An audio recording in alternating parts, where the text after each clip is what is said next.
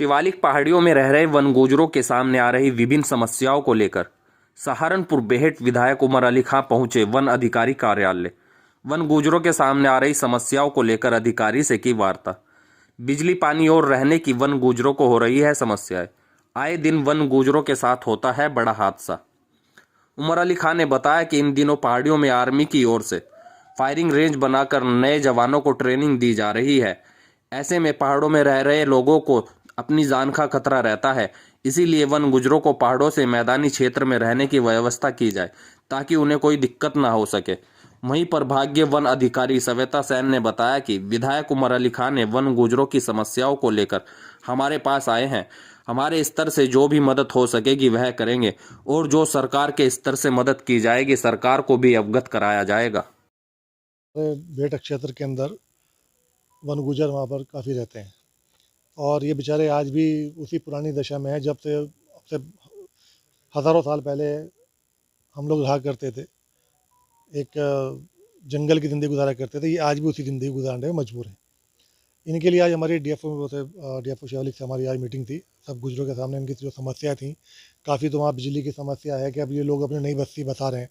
बस्ती बसाने के लिए सरकार से हम लोगों ने अपील करी थी भी। SC/ST कमेटी भी हम लोग लेकर गए थे। मैं SC/ST कमेटी का मेंबर भी हूँ। हमारे चेयरमैन भी आए थे वहाँ, श्री राम चौहान साहब हमारे साथ में गए थे, पूरी कमेटी गई थी। उन लोगों ने वहाँ पर फ़ौरन ये कहा था कि भाई तत्काल प्रभाव से जो ये नई बस्ती इन लोगों ने अपनी ज़मीनें अपने भैंस अपने डंगर बेच बेच के ज़मीनें बसाई, इन लोगों को बिजली मिलनी चाहिए, पानी मिलना चाहिए। उस पर 2 जगह के ऊपर पानी की उन्होंने हमें 2 बस्तियों को नई कनेक्शन देने के लिए बात भी कर दी थी।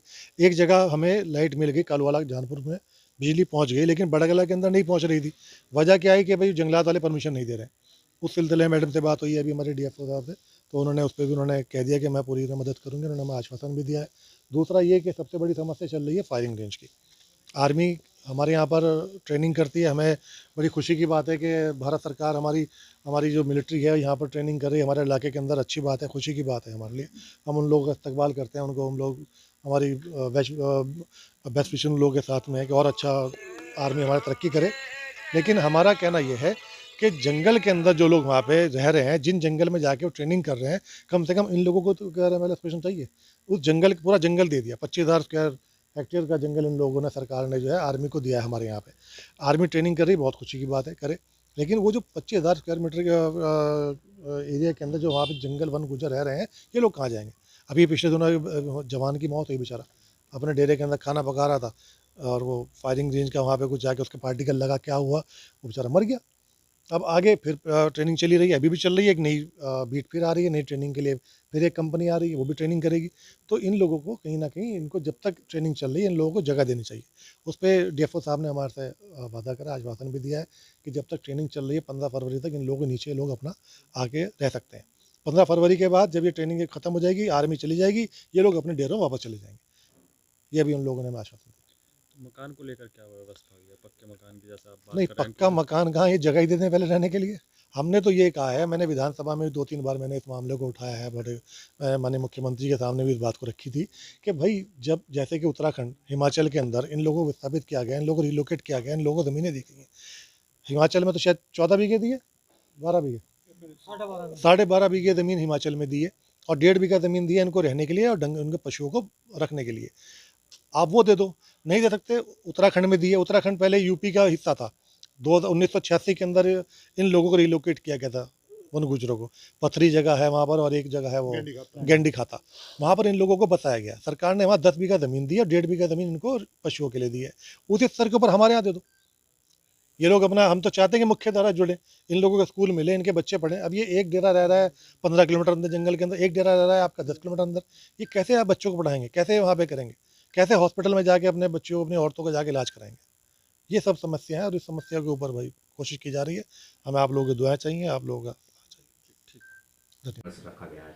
हाँ, आज माननीय विधायक जी उमर अली खां वन गुजरों से संबंधित मैटर कुछ लेके आए थे, तो उनको उन सभी के बारे में जो भी मतलब नियम है वो सब उनको मतलब उस तरीके से बता दिया गया है। जो उनकी समस्याएं थी वो भी सुन ली गई हैं और जितनों का हम लोग कर पाएंगे निराकरण हम करेंगे, बिल्कुल जो हम अपने नियम अनुसार कर पाएंगे, गवर्नमेंट की रूल्स रेगुलेशन में रह के हम उसको बिल्कुल करेंगे। विधायक जी को भी बता दिया, विधायक जी उस चीज़ से मतलब एग्री भी थे। विधायक जी ने किस तरह की समस्याएं आपके यहाँ पर रखी है? विधायक जी ने वन गुज्जरों की समस्याएं रखी, बट उसमें मैंने विधायक जी को खुद भी मैंने क्लियर करा कि हम वन गुज्जरों को अस्थायी परमिट देते हैं, चराई वाला खाली, उनको रहने का और इस चीज़ का नहीं, उनका खाली परमिट है हमारे यहाँ, सिर्फ वो चराई करते हैं जानवरों की, तो उनकी वो नंबर मतलब गाय भैंसे ऑलरेडी बुक वो है, फिक्स्ड है, उसी हिसाब से उनको हम लोग परमिट काटते हैं। वो भी साल में अस्थायी और सिर्फ 6 महीने के लिए रहते हैं हमारे यहाँ, रेगुलर नहीं रहते हैं। तो मैंने विधायक जी को बात बताई, तो वो भी उस चीज़ से मतलब एग्री किए।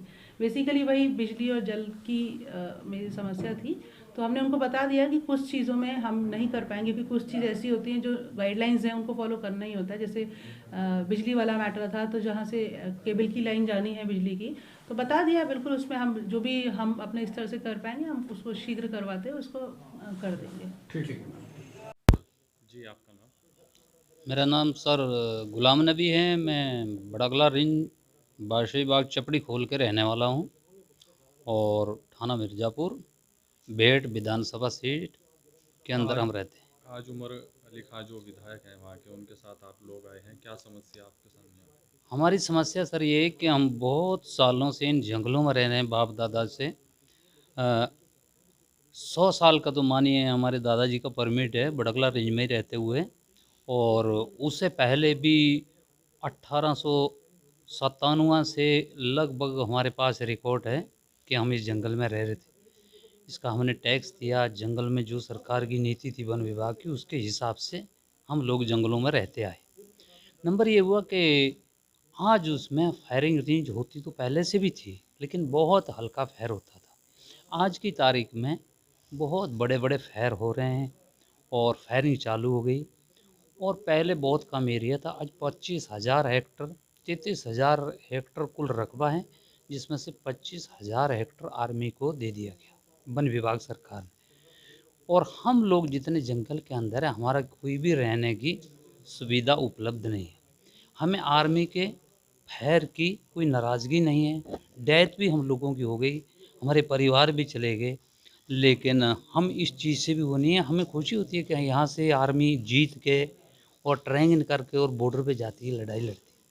लेकिन हमारी मांग है सरकार से कि जब तक हम लोगों को बसा ना दिया जाए, सरकार एक नीति बना के और हमारे बारे में सोचे, और हम लोगों को, गरीब लोग हैं जैसे जंगल में रहते आए, तो हम लोगों का कहीं भी सरकार एक नीति बना के और हमारे बसा दिया जाए। जैसे राजा जी नेशनल पार्क एक यूपी का हिस्सा था, और 87-88 में इसके लिए एक एक्ट पास हुआ था। उन लोगों को 12.5 बीघा ज़मीन दे करके सरकार ने पथरी कॉलोनी और गैंडी खाता कॉलोनी बनाई। उसी के हिसाब से, उसी तरीके से हम लोगों का भी एक जियो बनाए और सरकार हमें बसाए। तो हम इस चीज़ की मांग कर रहे हैं कि जिससे हमारी आर्मी को कोई भी फायर करने की दिक्कत ना हो, और हम अपने आप मौत के घाट जा रहे हैं, तो इससे हमारा बचाव हो। इसी चीज़ को लेकर हम डीएफओ ऑफिस पे आए थे, तो ये अपनी बात रखी, तो इसके लिए हम कहना चाह रहे हैं। क्या आश्वासन मिला है, क्या कह रहे हैं DF? अब डीएफओ साहब भी कह रहे हैं मेरे स्तर का मामला नहीं है, सेंटर का मसला है, मैं क्या कर सकूं। उन्होंने भी अपनी मजबूरियां दिखाई, लेकिन जो प्रयास था हमने उनके आगे रखा है कि भाई आगे लिखिए हमारे बारे में, हमारा पुनर्निवास किया जाए। तो वो आश्वासन दिया उन लोगों ने कि मैं इसके बारे में आगे लिखती हूँ, तो जो भी निकलेगा, जो भी प्रोग्राम होगा, मैं इसके बारे में आगे तो लिख सकती हूँ आपके बारे में, लेकिन अपने स्तर से कुछ नहीं कर सकती।